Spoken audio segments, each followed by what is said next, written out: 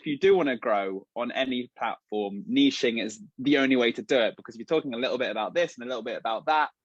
Um, it's just confusing to anyone that jumps onto your channel and tries to follow you. So I actually started on YouTube, and YouTube was the first platform I started creating content on.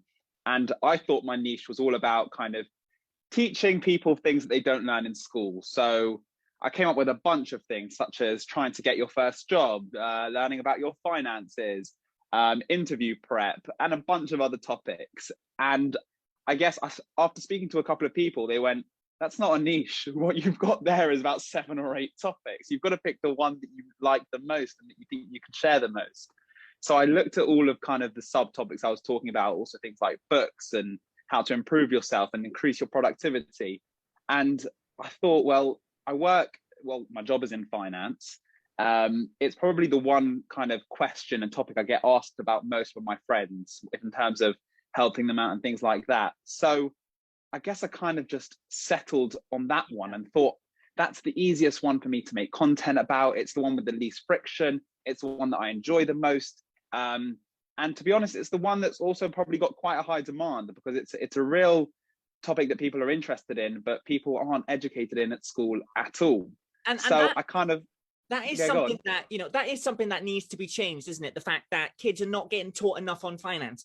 And if you look to the future, when you're starting your own career and you want to get a house, it is vital that you get taught about finance in schools to give you an insight of how it's going to work in the outside world, because a lot of people struggle to, you know, find their own houses and stuff like that. So it is pivotal, isn't it, to get taught finance in schools and not just start learning the whole basics once you leave. Oh, it's absolutely fundamental. I mean, my knowledge of finance has come from me self-teaching myself, or I'm lucky enough to have a family member that will teach me here or there something else. And then from that, it increases my own interest. So I'm going to go and study it on my own. But it's not taught in schools. And it's actually my favorite comment that I get on a lot of my videos, which is, oh, I wish my school could have taught me this, or I learn more on TikTok than I do at school, which obviously isn't true. Don't take your school lessons from TikTok. But it's clearly pointing to a sign, like people out there are feeling that they're just not educated on this subject at all. And even a 60 or 30-second lesson they could take off TikTok, they find incredibly valuable, which I guess kind of motivates me to keep creating and keep learning myself. And that's the beautiful thing about TikTok, isn't it? Because I've seen so many content creators that do so many different things. You look at somebody like the pool guy who just posts videos of, you know, how to clean a pool, and he's a sensation. And you're growing in that same direction with the style that you've chosen, Gab. And do you feel good in yourself that you are kind of teaching people, the people that are watching your videos, they are learning something from you? So do you feel good that you can help someone learn when they're not getting the chance to learn it anywhere else? Well, I mean, that's spot on. I think I always said to myself, if one person can learn one thing from my video, then that's already good enough. And this was before, when I was starting to create on a smaller scale, when I didn't have anywhere near the amount of followers that I did. That was kind of what I felt. And then obviously this big like kind of blow up happened. A lot of followers started finding my content. They started to like it, comment, follow, and like the subscribers just kept on coming and coming. But I think that, like, to stay grounded, everyone around me was like, yeah, but you always just said you just wanted to teach one person. So I always have to remind myself that when you think, oh, I got 1,000 on this video, but I got 10,000 on the last one, I'm thinking back to about 2 months ago, if not even then, when I was just like, you know what, one person learning one thing should be good enough for me. And, you know, me and my friend, who are big fans of yours, we follow your content. And he was one of the individuals who said, we've got to get Gab on the Weekly Crack with Mac. We have to get him on. And we talked before, you know, you coming on the show, and we said, right, just tell him he needs to do a TikTok about credit scores, because our credit scores are so bad. So we need to learn off Gab to get better credit scores. So I've got to say to you, Gab, before we carry on, please do a TikTok about credit scores. It would help. I've got a pen in my hand, writing it down right now. Write that down, because that will be much appreciated. But as a TikTok creator, Gab, do you feel it's good? I mean, let's think of this scenario. If you didn't do finance, if you did something completely different, let's say stand-up comedy, and you had no idea how to do it, would you feel better in yourself? Do you think it's easier to be a content creator doing something that you know a lot about? Or is it easier being a content creator doing something that you don't know a lot about? Which do you think would be easier? To be honest, I feel like you can answer strongly for both. And I feel like there's one reason that kind of answers it, which is that what a lot of people don't understand about content creation is that the content creator is learning on the journey. And that whilst they learn, there's always going to be people watching what they're doing at a stage below them. So I guess obviously this talks about the education sector on TikTok or content creation in general. But people think that they need to be a wizard in the subject and at a level 100 to be able to talk about that subject. But the truth is, the amount of people that are on level 0 looking for someone on level 1 to talk to them, that's a start. So whether I think, as long as you've got an interest and you enjoy a topic, forget what level you're at when it comes to that topic, whether it be you're starting out trying to become a comedian, or you've already performed concerts and you want to switch on to TikTok. There's always going to be someone out there right below you that will be interested in your journey so they can start their journey. So that's why I always say, forget about your experience where you're at. As long as it's a topic that you enjoy, there'll be people out there for you and they'll love to watch you like evolve and grow. And imagine what you'll be in 2 years. If you start now on TikTok and you've got no experience in being a comedian and you decide, you know what, screw it, I'm going to start and try out on TikTok, and you make a video, let's say 5 times a week for the next 2 years, I guarantee you're going to be quite good at what you do in 2 years. So just film your journey, show yourself at the beginning, show yourself at the end, and make sure actually that isn't the end. And 2 years down the line, you're still going and you're better than ever. You know, speaking of IQs, I checked mine the other day on brain training. I couldn't even get past level 1. Now that's scary. I need to start training. Hashtag brain training. But Gab, you look at your viewers. Did you expect for yourself on TikTok to be in the position you are now with all of those viewers and all of those likes coming in? Did you imagine that from the content that you put on? Did you envision that you'd get this many followers and this many likes? I don't think anyone can imagine that it will happen, but I guess it's always the hope. That's why you're creating content, because you want more and more people to watch what you're doing. I think TikTok really hit me as a surprise. I started out this content creation knowing that it was about enjoying the journey and not really expecting results, because the amount of people creating content online every single day is probably like, how many hours get uploaded onto YouTube on the daily? Hundreds of millions. Exactly. So to expect growth immediately is I think a bit far-fetched, but it does happen to people. And you hear about them and you're like, why doesn't that happen to me? But yeah, if you actually step back and be a bit honest with yourself, 99.9% of people do not have immediate growth on any single platform. So I always told myself with this content creation, give it a go. And I set kind of a timer on myself for 2 years, which is why I brought that number up earlier. It was 2 years, enjoy it, because at the same time, it is a little bit of a business for myself. I'm not going to lie. If I didn't enjoy it, I wouldn't do it in the first place. But the aspiration is also to see what kind of business that I can make out of content creation, because it's an amazing opportunity for anyone that's on the platform. And I always said 2 years without having any of that business idea in mind. Forget about followers. If 5 people follow you at the end of 2 years, whatever. It's about being consistent in creating. And that's the most important thing for myself. And then about 2 weeks into being on TikTok, I'd hit almost 100,000 followers. And I was thinking, yeah, slow down here. I had no aims, goals, expectations of this happening. And I was as surprised as anyone around me. But you know what? I'll take it. Some people call it lucky, but other people just keep creating and then it happens for them. I love it. So keep going. Do not stop. I appreciate that. So, you know, you mentioned at the start you did a lot on YouTube before TikTok. What I love about TikTok, it has provided content creators a lot more opportunities. The most silliest thing on TikTok can get you millions of followers. I'll take Ollie Ball, for example. But, you know, it's amazing. But did you find it harder to get that attention on YouTube? And do you feel that TikTok gave you that opportunity to really showcase who you are more than you had on YouTube?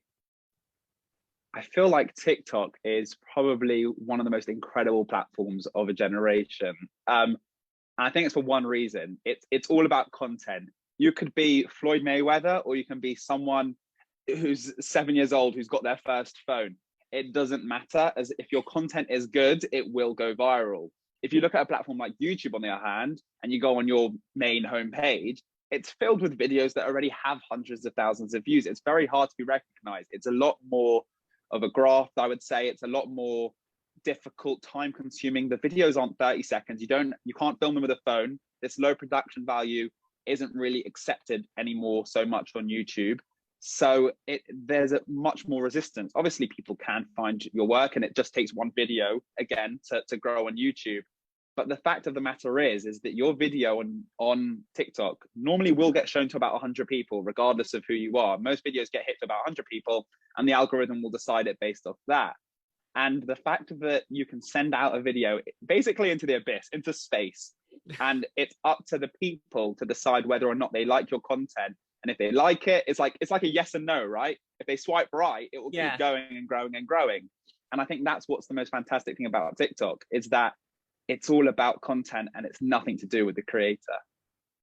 Now, looking at your content, well, one of my favorite skits you've done was the free Costa hack. That was one of my favorite of your skits. But I want to go back to your very first skit you ever did, Gabe. What was the planning process going into it? Did you have a vision of what you wanted to show? What was the process into it? Did you have to, write some thoughts down, think, okay, this is, I think it'll be best for me to plan my skit out so I know what I'm going to say. And following that, when you released all your other skits, what was your process? Was it kind of thought, go for it? Or did you have to have a planning process into, completing it so you knew exactly, okay, this is what I have to do to really showcase myself? It's a brilliant question. I would say the difference between my first video that I uploaded and the most recent one, completely different processes. The first one, I probably took a lot more from my YouTube process, which was get a topic, have some subtopics in your head and speak to a camera, cut it wherever you can and try and get it down to below. I think I struggled to get it to below 60 seconds. Because I was so used to rambling, which is what people do when they're talking on YouTube. They do. That's absolutely. But then I think as I've grown, to try and really interact with TikTok, you have to understand that it's all about, it's an instantaneous kind of attention that you're trying to grab there, which is why now it's much more about scripting for me. I think word for word is pretty much scripted now. Yeah. I think that it saves me, the hassle of trying to cut words in the post edit, because I already know that I've looked at it before I make the video. So I know that every word in there is essential. It's good. It's there to grab the attention. And I think that just on top of that, it completely saves me time. I know exactly how long my video is going to be before I make it. I've already read it out to myself. So I know it's going to be 30 seconds. And it's a much more efficient way for myself, for my style of TikToks, because mine are educational. So I need to really know what's the message that I'm teaching, and can I get rid of all the hassle and the words around it that aren't really necessary. There are people that will freestyle. A lot of TikTok is someone pulling out their phone and freestyling. And it really depends, I think, on if you're trying to create content on TikTok, what creates the least friction for you?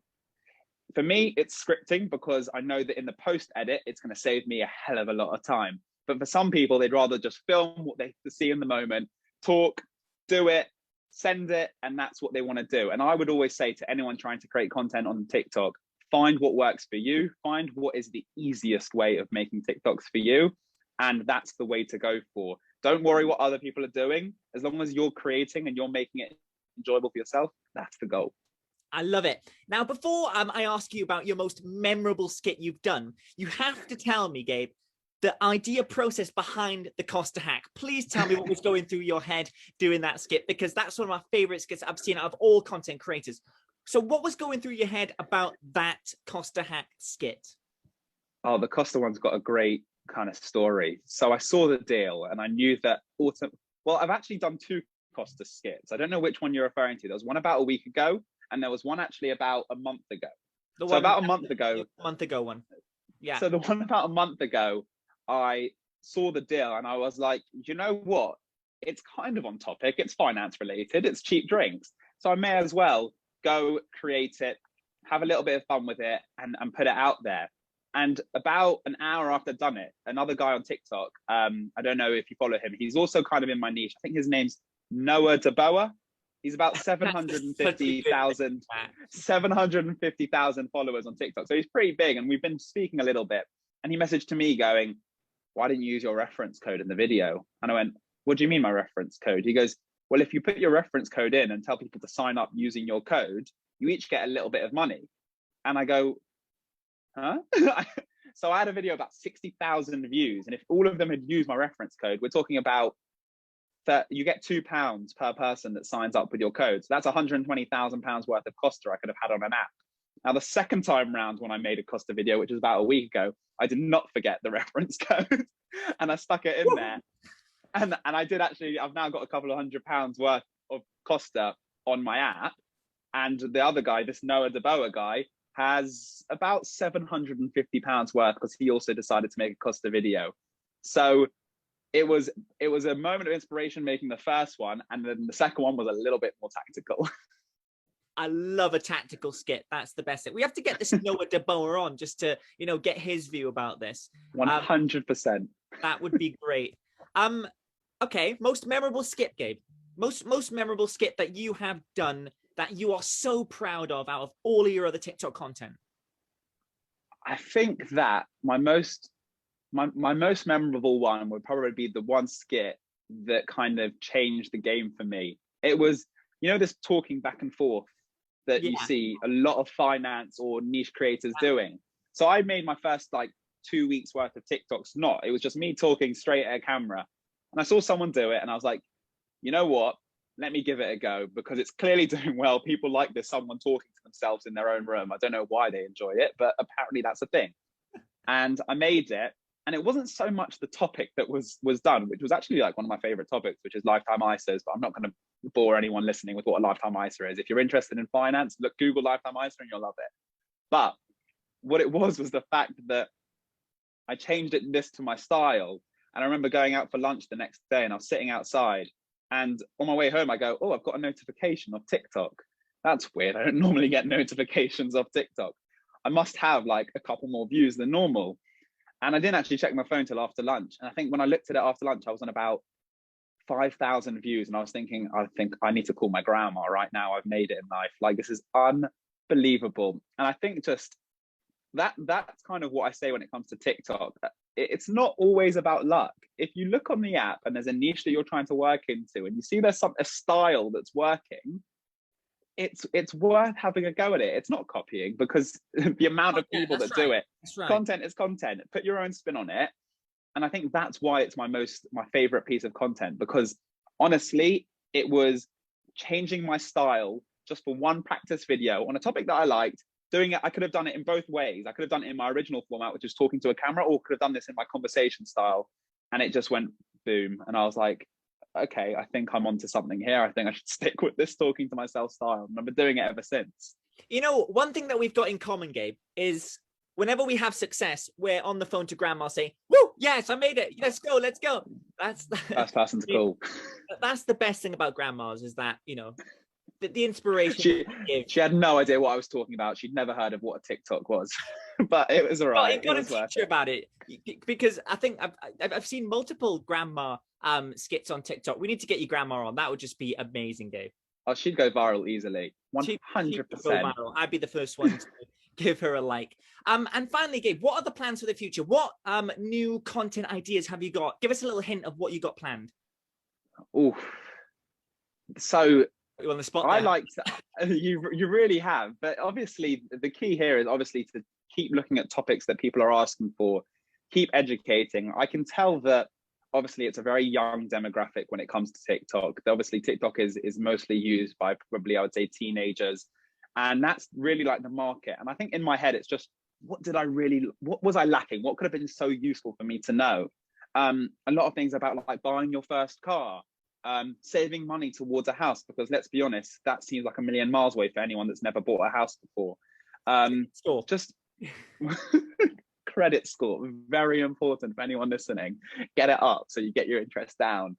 And then I think the other thing that I'm really interested in to do is, like I told you before, I had this real passion to just teach people about things they didn't learn in school, and I ended up focusing on finance.